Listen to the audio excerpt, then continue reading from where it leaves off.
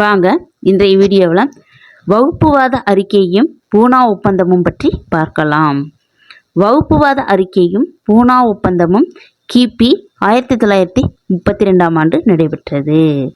இரண்டாவது வட்டமேஜை மாநாட்டின் இறுதியில் இங்கிலாந்து பிரதமர் ராம்சே மெக்டொனால்டு வகுப்புவாத அறிக்கையை 1932இல் வெளியிட்டார். இந்த அறிக்கையில் சிறுபான்மையினருக்கும் தாழ்த்தப்பட்ட மக்களுக்கும் தனி இட ஒதுக்கீடு வழங்கப்படும் என அறிவிக்கப்பட்டது. இத்திட்டத்தை தாழ்த்தப்பட்ட இன மக்களின் தலைவரான டாக்டர் பி.ஆர். அம்பேத்கர் வரவேற்றார். இதனை ஏற்க மறுத்து காந்தியடிகள் சாகும் வரை உண்ணாவிரதத்தை மேற்கொண்டார்.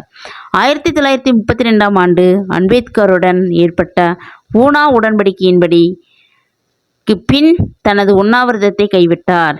இவ்வுடன்படிக்கையின்படி தாழ்த்தப்பட்ட மக்களுக்கான தனி தொகுதி ஒதுக்கீடு கைவிடப்பட்டது.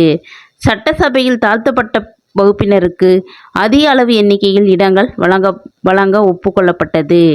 இதன் மூலம் இந்துக்களிடமிருந்து தாழ்த்தப்பட்டவர்களை தனியாக பிரிக்கும் ஆங்கிலேயரின் சூழ்ச்சி தோல்வி அடைந்தது. நன்றி, வணக்கம். நெக்ஸ்ட் வீடியோவில் பார்ப்போம்.